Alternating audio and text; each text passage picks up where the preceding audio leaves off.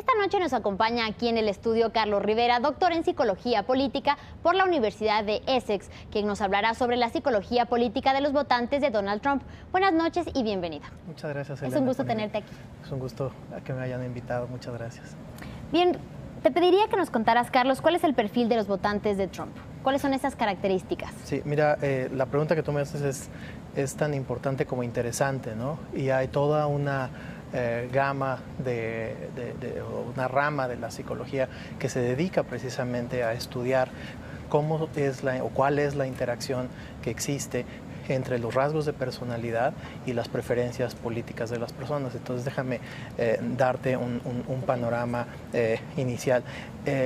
Los psicólogos políticos utilizamos 5 grandes rasgos de personalidad que todas las personas tenemos.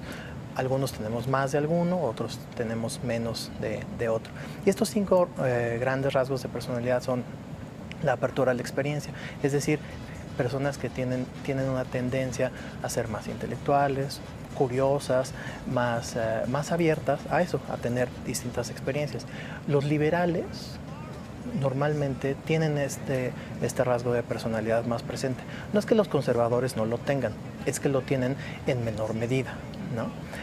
Si tú vas, por ejemplo, a una oficina o a una recámara de alguien, verás que tienen más diversidad de música, de libros, de cuadros, y eso, bueno, pues hace sentido con un rasgo de personalidad. El segundo es un rasgo que se llama conciencia, es decir, son personas que tienden a ser más ordenadas, más obedientes. Estas personas tienden a ser más bien conservadoras. Si tú, de nuevo, fueras a la misma oficina de estas personas o sus recámaras, sus casas, tú verías que tendrían más agendas, por ejemplo, más diarios, más calendarios, cosas que estructuran, que dan orden, que dan sentido a la vida. Y eso, bueno, pues intuitivamente tú dirás, claro, pues es una persona más conservadora, ¿no? No, de nuevo, no quiere decir que los liberales no lo sean, no quiere decir que los liberales no sean ordenados, no sean puntuales, sino quiere decir que los conservadores tienen un rasgo un poco más elevado en esta condición. El tercero es un rasgo que se llama extraversión, que son personas que son muy asertivas, que son sociables, ¿no? De nuevo, no quiere decir que uno no lo tenga, sino que lo tiene en mayor medida. Y los otros dos son agradabilidad y neuroticismo, es decir, que buscan la armonía social o que tienen más tendencia hacia la ansiedad, el miedo o la depresión. Estos rasgos de personalidad han sido estudiados durante muchos años y se ha demostrado, se ha visto una correlación estadísticamente significativa entre estos rasgos y las preferencias políticas.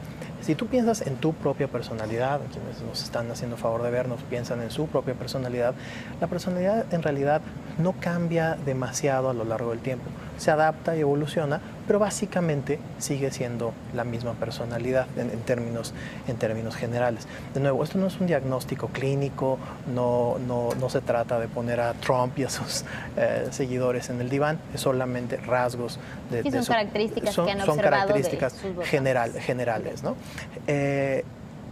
Estas características generales se utilizan en otros aspectos. En recursos humanos, por ejemplo, las personas hacen o hacemos un examen psicológico para ser asignados a un puesto que se adapte a nuestras necesidades. Lo mismo ocurre con la política. Bueno, ¿qué ocurre entonces? Los conservadores tienden a sobreestimar el consenso que las personas tienen y tienden a buscar ese consenso en rasgos exteriores. Asimismo, los liberales suelen puntuar más alto en una escala de unicidad o de ser únicos, de que ellos son los únicos. Y estos rasgos de personalidad hacen que los atraiga ciertas personas o ciertos personajes o ciertas ideologías, como en el caso de Trump, ¿no? Tú tenías aquí Sí. una gráfica que nos ibas a mostrar justamente para explicarnos en porcentajes de lo que nos estás platicando. Exactamente. Si la podemos ver en pantalla. Mira, lo que estamos viendo es un estudio publicado por la revista electrónica Vox en febrero de este año, en donde se hizo un análisis sobre los rasgos de personalidad de los simpatizantes conservadores, principalmente. Del lado izquierdo, del extremo izquierdo, en el 52%, vemos que las personas quienes tienen rasgos de personalidad autoritarios, es decir, que prefieren una estructura ordenada, normas sociales estrictas, que tienen una obediencia hacia autoridades tradicionales y que apoyan medidas coercitivas para hacer cumplir la conformidad y la sumisión, suelen identificarse más o apoyar más la candidatura de Donald Trump. Así, y este apoyo a Trump va disminuyendo conforme el grado de autoritarianismo, ese rasgo de personalidad que vemos ahí, también a su vez disminuye, ¿no? Entonces, a menor grado de autoritarianismo, menor apoyo hacia Trump, ¿no? Entonces, esa es una brevísima descripción, forma, demostración de lo que es la psicología política y cómo se correlaciona con las opciones políticas que hay, ¿no? Ahora, Carlos, cuéntanos, ¿qué mecanismos emocionales usa Trump en sus discursos justamente para atraer a este tipo de personas con este perfil? Sí, es muy interesante. Mira, una de las condiciones o de las características de la apelación emocional que hacen los líderes políticos tiene un componente moral, ¿no? Es decir, nuestros rasgos de personalidad, esto que acabo de describir hace un momento, también tienen una correlación con valores morales, ¿no? También hay 5 grandes que se han descrito. De nuevo, no quiere decir que los liberales no los tengan, solamente quiere decir que los conservadores parecen tenerlos en mayor medida, ¿no? El primero es la equidad, es decir, que haya un suelo parejo, digamos, ¿no? La evitación del daño, es decir, protección, guarecernos, protegernos, cuidarnos, el respeto a la autoridad, el valor que tienen moral que emiten los conservadores es uno de respeto a la autoridad. No es que los liberales no la respeten, es que ellos ponen más énfasis en ese respeto a la autoridad y la pureza. Y de aquí déjame darte un ejemplo para tratar de responder a tu pregunta. Hace unos meses, Trump, al hablar o al referirse a Hillary Clinton, describió que en el debate, o en uno de los debates que tuvieron, el debate tuvo que empezar un poco tarde porque ella fue al baño. Sí. Cuando él hace esta referencia, le provoca mucho asco. Dice, no, eso no debe de ser mencionado, que asco. Dice literalmente, no lo digan, es asqueroso, ¿no? Es decir, hay una preferencia de Trump y de sus seguidores por la pureza, en contraposición de la repugnancia o el asco, ¿no? Y la lealtad. Ellos ponen una enorme carga en la lealtad y en que haya una autoridad firme, fuerte, que sea la que los lleve a este Edén perdido, ¿no? Una de las características de Trump ha sido en sus discursos que refiere a una América, a un Estados Unidos que se fue, que se perdió.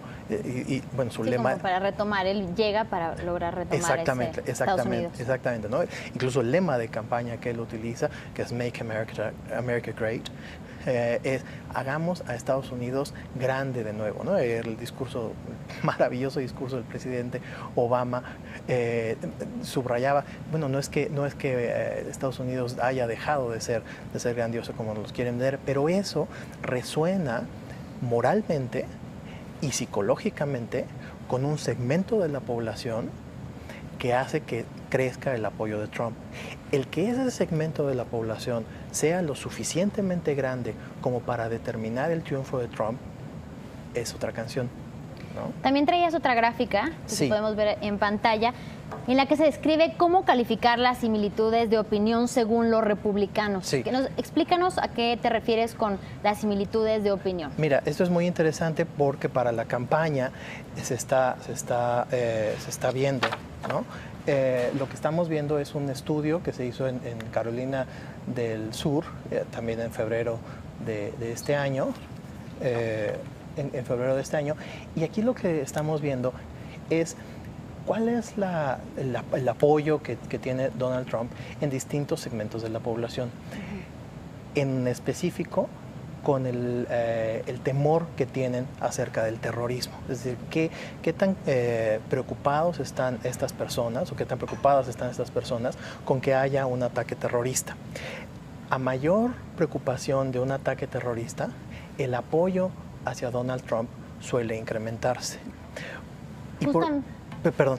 No, que aprovecho justamente hablando de terrorismo, porque la estrategia de Donald Trump ha sido característica y calificada justo por esta estrategia del miedo. Sí. ¿Qué es esta estrategia del miedo y miedo a qué? Sí, es muy interesante tu pregunta, porque eso me permite hablar de, se refiere en las últimas fechas que el voto de Trump es un voto emocional y se repite como un mantra el que el voto de Trump es un voto emocional, y se habla del Brexit y que el Brexit fue un voto emocional, y se dice que las elecciones que acabamos de pasar aquí en México fue un voto emocional. Pero ¿qué significa un voto emocional? En el caso específico de Trump, a mí me parece muy interesante porque todos los seres humanos, los seres vivos, compartimos un instinto de supervivencia. Pero los seres humanos, dada nuestra inteligencia superior, sabemos que vamos a morir y que esa muerte es inminente. Esa conciencia de la muerte nos lleva a adherirnos a formas simbólicas de trascendencia. Es decir, líderes, religiones, opciones que nos ofrezcan, que nos den, así sea simbólicamente, una opción, una promesa de trascendencia. Si ante la amenaza de la muerte, que es el discurso constante de Trump, se ofrece también un líder suficientemente firme, suficientemente, firme, entonces esa carga emocional y hay una interacción con la estructura de personalidad, entonces va a haber un mayor apoyo en ciertas personas. Y por eso el miedo a lo diferente, el miedo al terrorismo, también el miedo a que te quiten el trabajo los migrantes que llegan, en fin, como toda esa serie de cosas que ha estado mencionando durante toda su campaña Trump. Claro, ¿te acuerdas que al principio te hablaba de que una de las bases morales que ellos prefieren o que ellos adoptan es el de la equidad, ¿no? Es decir, los liberales parecen preferir la equidad a contraparte de los conservadores. Lo que ellos quieren es un ámbito de protección, ¿no? Alguien que evite el daño, es decir, que los proteja y que haya una pureza, ¿no? Ya sea una pureza racial, migratoria, pero una pureza, ¿no? Entonces, si el discurso de Trump está apelando a una forma simbólica, un recordatorio simbólico de la muerte, y él lo que ofrece a cambio es protección, o más bien lo que ofrece es protección, lo único que pide a cambio es algo tan sencillo como un voto, ¿no? Y está funcionando. Han sido mecanismos que además vemos que le están funcionando muy bien. Mira, está funcionando, sí está funcionando. Sin embargo, a mí me gustaría bajarle un poco el volumen a esta angustia que parece existir en los medios, en las noticias, entre las personas, de un posible triunfo de Trump. No estoy diciendo, Michael Moore la semana pasada, ¿no es cierto?, hablaba de que era seguro que ganara Donald Trump. Yo no estoy negando la posibilidad de que gane Trump. Lo que estoy diciendo es que el efecto que tienen estas apelaciones emocionales y esta parte de psicología política en un segmento de la población debe de ser examinado, y no sabemos si esa apelación que está teniendo va a ser suficiente como para ponerlo más allá del margen de victoria. Es decir, tiene que ganar 10 estados clave: Florida, Ohio, Wisconsin, Carolina del Norte, etc.